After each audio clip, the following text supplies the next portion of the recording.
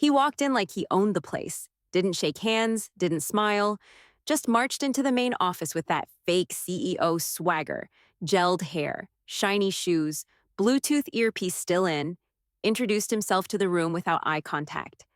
Mr. Kane, vice principal, we're going to streamline this whole operation. My name's Monica. I'm 44, live in Bakersfield, California. I've been the admin coordinator at Lincoln Middle for 17 years. And right then, standing behind the front counter, I already knew what was coming.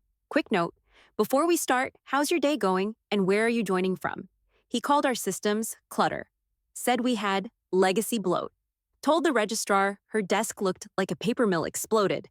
By lunch, he was rearranging the front office, dragged our backup printer into the hallway to make space. The next morning, the supply closet, where we kept overflow toner, student hygiene kits, emergency meds, had a keypad lock on it. His new office. He moved in a standing desk, an espresso machine, and some weird wall art that said, "Execute, deliver, scale."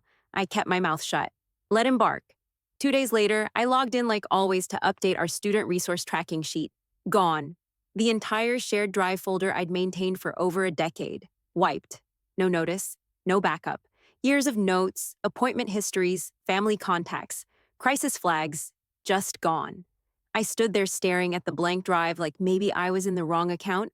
I wasn't. Then came the staff email. Excited to announce our rollout of Impact Track, a dynamic education resource hub powered by our new digital partner. The email didn't say who the partner was, just some random URL that needed a login request. No audit trail, no admin access, just a black box. I didn't reply. I didn't ask. Instead, I opened a private folder on my personal cloud account, named it Contingency, quietly started saving what I still had, PDFs, calendars, parent contact forms I'd downloaded on accident, everything from memory I could recreate, I did. And everything new that came in, I saved twice. Once in their system, once in mine. He could take the closet. He could take the drive. But he wasn't getting everything. 3 weeks in, he killed the Fresno trip. It was for Jordan Simmons. 7th grader, special ed referral, needed a neuropsych eval the district couldn't provide in-house. I'd worked with the counselor and mom for months to get the out-of-state assessment lined up. The board had pre-approved it last semester. Flights, hotel, transportation, booked, signed, logged, done. Then I got the cancellation notice. Just showed up in my inbox. Travel request denied. No explanation. I went to resubmit. The expense portal looped me back to an approval lead field that was grayed out. Default name, Arcane. I emailed accounting. They bounced me to district programs. District programs forwarded me to a contractor who said, "This falls under new budget realignment. Check with site leadership." So I did. I cornered him outside the front office. "Hey, why was Jordan Simmons' travel request canceled?" That was already board approved. He didn't even look up from his phone. "We're reprioritizing." That's not an answer. He has an IEP. His mom? "Talk to the district if it's a compliance thing," he said. Then he smirked and walked off like he'd just dropped the mic. I stood there in the hallway with a stack of student medical records in my hand and my blood boiling.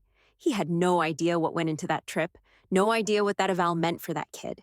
Later that week, I heard it from Marla, one of the counselors. We were at the copy machine, and she leaned in like she was telling me a secret. "Kane told the board you weren't aligned with current leadership," she said. "Said he's restructuring outdated roles." I laughed. Not because it was funny, because it was so damn predictable.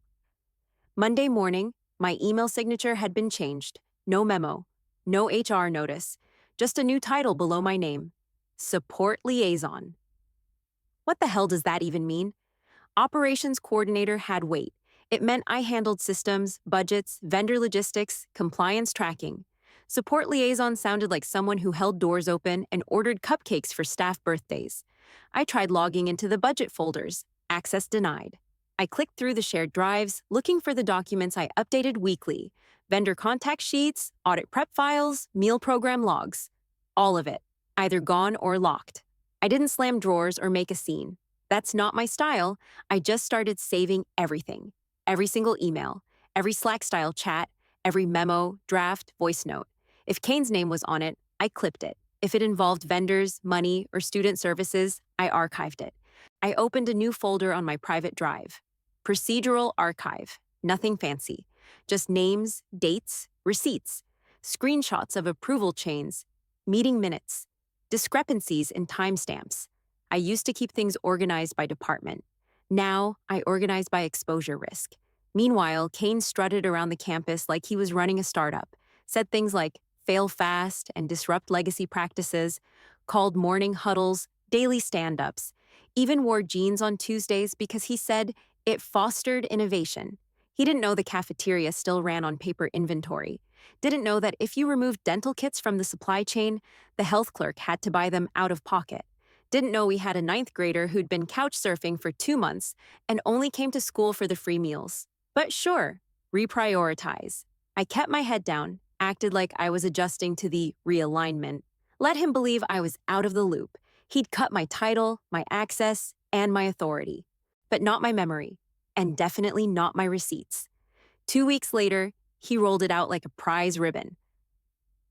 All staff, exciting news. Lincoln's been awarded a $200,000 reform fund to fuel innovation and student impact. Let's think big, folks. Disruption, immediacy, vision. There was clapping, not loud, mostly from the people he'd hired off LinkedIn. No one asked where the money came from, but I did. Buried at the bottom of the announcement was a line that stuck out. Fund managed via Educate Now Foundation. Former consulting partner to Vice Principal Kane. I looked it up. Educate Now wasn't even a real foundation, just a shell website with a single landing page and a contact email that bounced back. No tax ID, no nonprofit status on record, nothing. Still, a week later, contracts started flying in. One vendor billed the school $4,000 for a live stream workshop titled Unlocking Curiosity in the Digital Classroom. It was 42 minutes long and 90% filler. The guy on screen called himself a neuro-linguistic education influencer. He wasn't licensed, wasn't even local. Then came the invoices. They started small, $1,500, $2,200. By the end of the month, same vendors were submitting triple that. Same services, same boilerplate descriptions, just padded. I flagged one in the shared tracker, just left a comment. Duplicate line item from previous billing cycle. Was this approved? The next day in the staff huddle, Kane made a show of it. We've got some detail-obsessed folks who are still clinging to the old way of doing things, he said, glancing directly at me. Let's focus on forward motion, not red tape. We're building impact, not spreadsheets. Couple people laughed. I didn't. I asked a direct question right after. Can we clarify who's reviewing the vendor credentials before payment is issued? He gave that tight grin, the fake charming one. That's being handled by our innovation liaison team. Let's not bottleneck progress. Then he clapped his hands and pivoted to some nonsense about ecosystems of growth. I stared at him the whole time, didn't blink. Later that night, I sat on my living room floor with my laptop and 3 years of vendor records. I opened a blank Excel file and titled it RF Payments Trace Start.xlsx. First column, vendor name. Second, invoice amount. Third, description. Fourth, approval chain. Fifth, delta from prior invoice. I color-coded everything. By midnight, I'd logged 12 vendors. Only 4 had physical addresses. 2 were P.O. boxes. 3 used Gmail accounts as business contacts. And 1 invoice literally had the wrong school name in the header, just copy-pasted from another district. I went back into the procedural archive folder and started linking files. Every email, every timestamp, every internal approval. None of it made sense. Money was moving faster than any of us could track. Half the staff didn't even realize what was being bought. I saw a $3,600 charge labeled Environmental Enrichment with 0 detail. I searched for the vendor, came up blank. Next morning, I asked again in the budget thread, is there a breakdown for enrichment spending by category? No response. But within an hour, the thread was deleted. He wasn't subtle, but he didn't have to be. Not when everyone was trying to keep their jobs. By Friday, he had another announcement. Next-gen classrooms are coming. Get ready for change. Another contractor showed up to pitch a modular learning zone for 8th grade science. Price tag, $18,500. I peeked at the invoice. It was 2 whiteboards, 3 wheeled chairs, and a poster printer. I saved it, filed it. Then I opened a new tab and started tracking bank addresses from vendor checks. None of this was innovation. It was laundering, with PowerPoint slides. I didn't sleep that weekend. Pulled every invoice from the last 90 days, every vendor request form, every payment log I could still access before Kane's people noticed the shared links hadn't been permission locked yet. It was worse than I thought. Two vendors had different names but the same address. Some converted duplex in Sacramento with a padlock on the gate. One had filed with the state 4 months ago. The other? Registered 2 days after the reform fund was announced. Both listed Student Engagement Specialist under business type. Another invoice, $4,875 for tiered motivation tools. Linked to a dead Shopify page that used to sell water bottles with quotes on them. One vendor sent a PDF invoice with a Venmo handle typed at the bottom. Not even pretending to be professional. Just, sent to @Edumove for fast processing. Thanks. That one had already been paid. Then I hit the $7,200 charge labeled Learning Environment Activation. It sounded impressive until I found the pictures. The Oscar. Tucked in the staff announcements folder was a success snapshot of a newly designed mindfulness corner in room 107. There it was. 3 beanbag chairs, 6 lavender-scented candles, and a shag rug from Target. That was it. The candles still had the discount stickers on them. My old systems would have flagged that in seconds. Wrong purchase category, no vendor profile, missing itemized breakdown. Back then, it wasn't possible to spend more than $200 without triggering 2 levels of review. Now? Chaos. No chains, no checks. Just money dumped into a pit dressed up like a reform. I opened a clean Excel file, stared at the blinking cursor for a minute, and typed ff_tracemap.xlsx. Column headers were sharp and fast.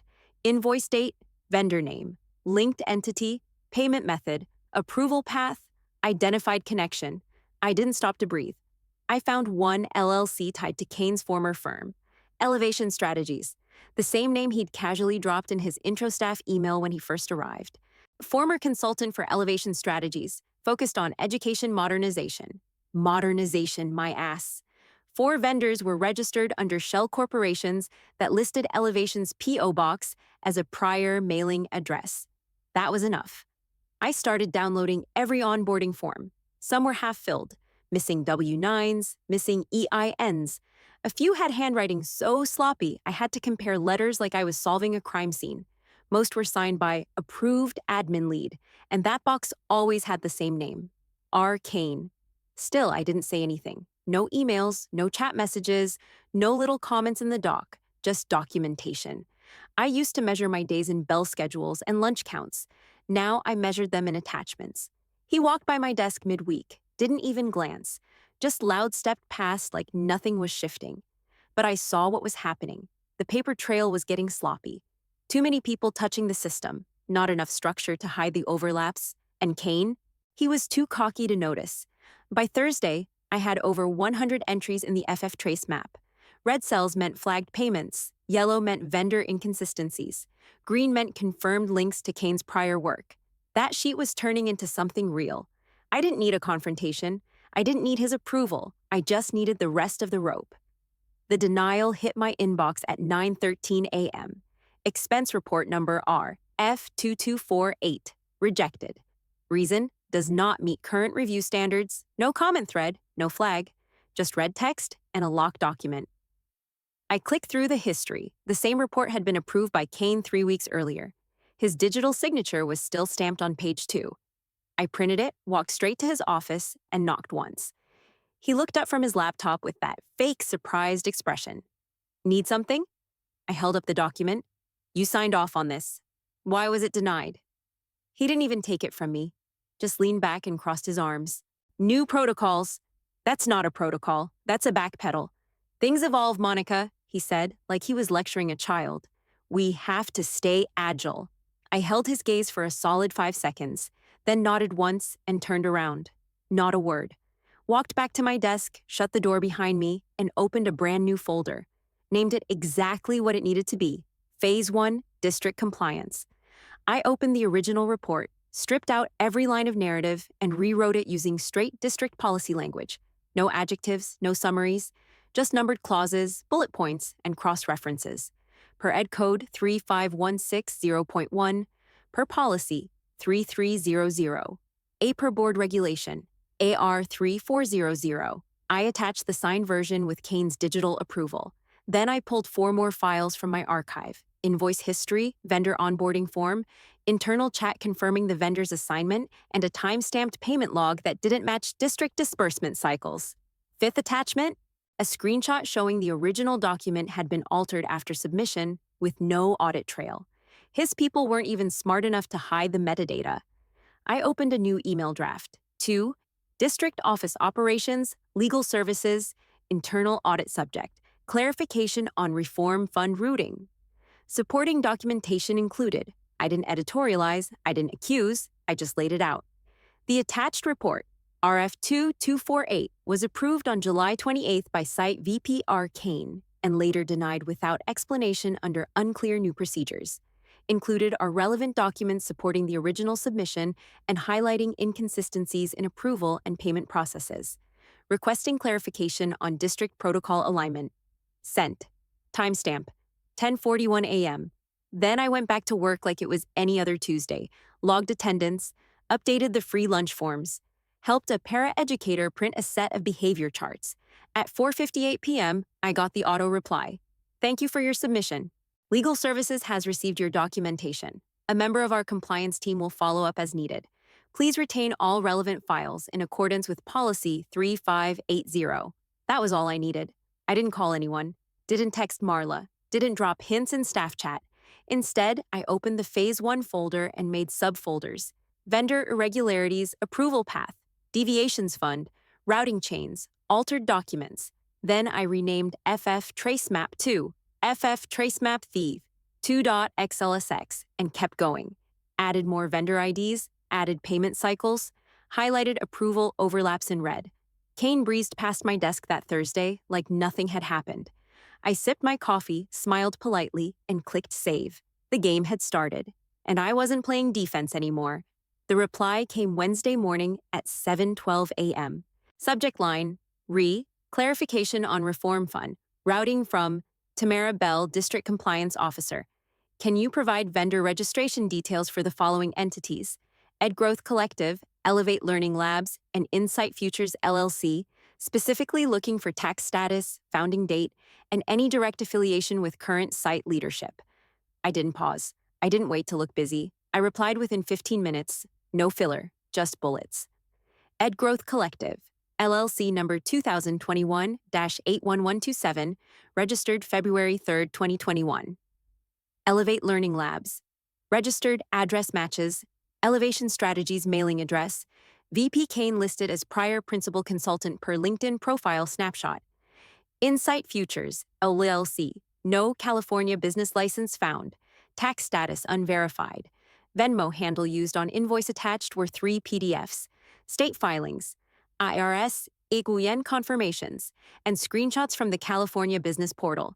I added a zip folder of onboarding forms, then hit send. 12 hours later, 3 new names popped up on the thread: legal counsel, a district auditor, someone from procurement compliance whose name I hadn't seen since the textbook funding freeze back in 2019. I didn't say anything, didn't post in Slack, didn't forward the thread, didn't breathe different. At staff meetings, I sat where I always did, near the back, notebook open, pen in hand, just taking notes, just the support liaison, no one important. But I watched. I watched Kane's status change on internal chat, from available to do not disturb. Then it stayed there. I watched as calendar invites started shifting.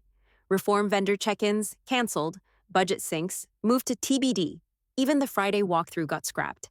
Then the freeze hit. Friday afternoon, District Finance pushed out a memo to site admins. Effective immediately, all Reform Fund disbursements are suspended pending policy review. No fanfare, just a single line. You could feel it in the building. Like someone turned down the volume on everything. Vendors stopped showing up. The guy with the next-gen learning whiteboard cart? Gone. One of the beanbag chairs disappeared from room 107. Someone probably took it home. Counselors started whispering near the coffee machine. Resource teachers walked a little slower down the halls, eyes shifting. I passed 2 speech aides in the parking lot. One leaned in and asked, "Did you flag it?" I pretended I didn't hear her. My inbox exploded by Monday. Subject lines like, "Hey, are you hearing anything? Do you know if my vendor got flagged? What's going on with the fund freeze?" I didn't answer. Some people messaged me like I was suddenly important.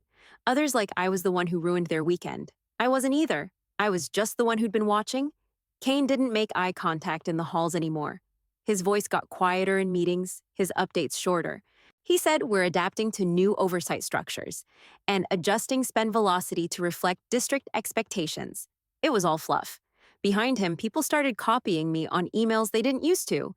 One from the front office admin, just flagging this vendor request for transparency. Another from a counselor, FYI, not sure this expense is aligned with current protocol. Looping in Monica. I didn't ask them to. I never even replied.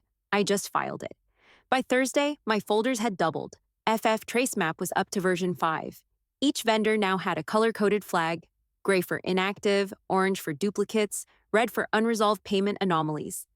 The building felt different, like people were waiting for something but didn't want to be the first to say it out loud. I didn't need to say anything. The documents were already doing the talking. The meeting notice dropped Monday morning. Subject: closed session. Board review of Reform Fund protocols. Attendees, board members, district legal, site admin, Lincoln MS. Kane was invited to provide context. That's how they worded it. I wasn't invited. Didn't expect to be. But my PDF, it made the cut. 43 pages, indexed, highlighted, cross-referenced with board policy, ed code, and procurement standards. I'd organized it by incident type, vendor irregularities, approval deviations, payment anomalies. Everything numbered. Everything backed with proof. I printed 2 copies on heavy stock, bound and labeled, Reform Fund Routing Irregularities, Lincoln Middle Site Review. One went into the district courier pouch. The other stayed in my bottom drawer. The meeting started at 3 p.m. sharp. By 3:11, my phone buzzed. Tara, finance debt, he's throwing you under. Said you misfiled the routing approvals. I didn't react. Just opened my desktop archive and pulled the file I'd saved for this exact moment. Subject line: push all reform spend through Educate Now. I'll vouch. Arcane. Dated 3 days before the fund launched. His wording, his initiative. No ambiguity. I didn't forward it. Didn't respond to Tara, just let it sit open on my screen like a lit match. At 3:46, the first calendar entry vanished from Kane's schedule. Staff check-in, 1-to-1 with counselor team. Cancelled. Then a second. Vendor sync, cold spark planning. Gone. By 4:05, 4 more disappeared. No one announced anything. No loud calls. Just a quiet erasing of his day. That's when the memo hit. To all Lincoln MS staff. Subject record retention notice, Reform Fund activities. All site staff are instructed to retain emails, invoices, meeting notes, and correspondence related to Reform Fund implementation until further notice. Do not delete or archive any materials dated after March 1st. Legal wasn't being subtle anymore. At 4:32, I got another message from Tara. They asked if you were aware of the Educate Now connection. I didn't say a word. I texted back one thing. Thanks, I've got it documented. No panic, no theatrics. I knew where everything was. Every contract, every mismatch, every stupid buzzword he used to cover fraud with branding. At 5:02, I walked past the front office and saw Kane's door closed. No lights on. Blinds pulled. His usual glass-walled brag space turned into a bunker. Back at my desk, I clicked through the project archive and opened ff_tracemap_v6.xlsx, filtered for vendor status equals active, and approval origin equals Kane. 57 entries. Red highlights up and down the column. Each one had a link. Each one had a document. He could talk all he wanted. But the paper trail was louder. At 5:24, my phone buzzed again. No message this time. Just a screenshot from Tara. It showed one of the board members holding my PDF, flipping through it with a pen in hand, 2 sticky notes already marking the edges. I leaned back in my chair and stared at the photo for a few seconds. No satisfaction, no victory. Just confirmation. He was in the room. But I had the floor. The name hit the thread Thursday morning. Subject: vendor flag, Cold Spark, Learning, FKA Ignite EDU. I froze. Cold Spark had been Kane's golden vendor, the one he paraded in every meeting. Flagship partner, he called them, said they were pioneering digital transformation in tiered student engagement. Their invoices had eaten up nearly a quarter of the fund. I had 5 of them bookmarked and read. The email from compliance was blunt. Cold Spark Learning has been identified as a prohibited vendor for public education contracts following a 2017 procurement violation, operated under the name Ignite EDU at the time of sanction. Status barred from state funded contracting through 2026. I pulled my notes, double checked the address on their onboarding form. Same street, same suite, same ZIP code. Only thing different was the name at the top and the logo on the invoice. I'd flagged the mismatch weeks ago. Quietly, didn't say a word. Now it was public. An hour later, the board issued another directive. Effective immediately, the Reform Fund initiative is frozen pending full financial audit. No workaround, no Kane-friendly spin, just dead stop. Emails went out to every department. Every vendor on the docket was placed under review. All incoming disbursements paused. If it was tied to reform, it got clipped. The news didn't hit the papers, but it didn't need to. Staff knew. Word spread the way it always does. Break room whispers, overheard calls, private texts. By lunch, teachers were talking about it like it was common knowledge. Did you hear about the Cold Spark thing? Kane's vendor got blacklisted years ago?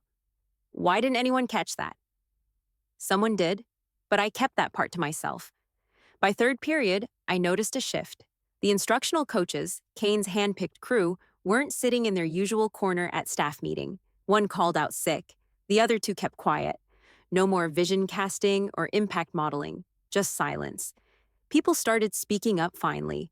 One teacher asked outright during the staff sync, "Who approved the Cold Spark contract?" No one answered. Kane wasn't there. He didn't show up to Friday's assembly either. No email, no message. Just an empty front row seat and a program with his name still printed under remarks.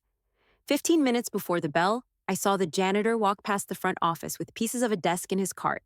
Kane's standing desk, half disassembled, one of the wheels dangling off the side. I didn't ask where it was going.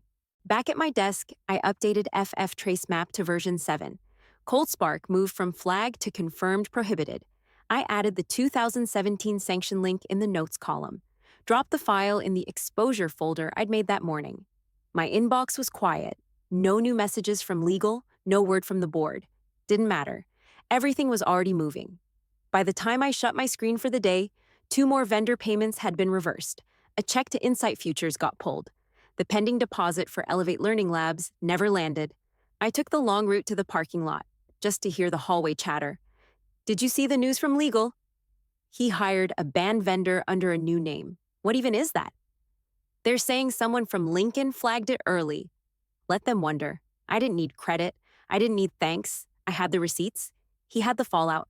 By the time I walked into the building Monday morning, his name was gone. No Mr. Kane on the front office wall directory. No placard by his door, just a blank frosted window and an empty inbox on the desk inside. The front office had opened early. Word was a district rep was coming. Transition support, they called it. No one explained what that meant, but no one needed to. Everyone moved like they'd just exhaled for the first time in weeks. I went to my desk, logged in, cleared my notifications. 10 minutes later, I got the email. Subject, meeting. Superintendent, 10:30 a.m. Confirmed, no agenda, no context. I walked in with a manila folder and nothing to lose. He didn't offer a seat, just looked up from behind the big conference table and said, "We want you to stabilize operations." No, thank you. No small talk. I pulled out the printout and slid it across to him. Title change request, Director of Site Operations Salary Adjustment, 12% increase condition, full oversight and signature authority on all fund disbursements. He read it without blinking. Then he nodded once. Deal. No handshake. Just a done decision. I was fine with that. By Wednesday, I had keys to a new office, not Kane's. They gave me the corner suite next to the main server room. Quiet, wired, clean. It didn't have a glass wall. It had a locking file cabinet and a reinforced door. Better. Thursday afternoon, I emailed HR, requesting to post 3 new roles: compliance liaison, vendor coordinator, and fund analyst, part-time. Approved by end of day. I started building a team. Not friends, not yes people. Professionals. People who'd been ignored, sidelined, written off. The ones who knew where everything was buried because they were the ones keeping the building running when no one noticed. In the staff meeting, someone asked if we'd resume the reform initiative. I said, no. That name's done. We're building something else. Nobody argued. I restructured the entire fund process from scratch. 3 touchpoint approval, transparent vendor logs, mandatory credentials uploaded before any check got cut. I even made the form interface so clean a substitute teacher could navigate it. I didn't give speeches, I sent memos that made sense. The teachers came around quick, not because I smiled, but because the supplies arrived on time, the contracts made sense, and the nonsense stopped.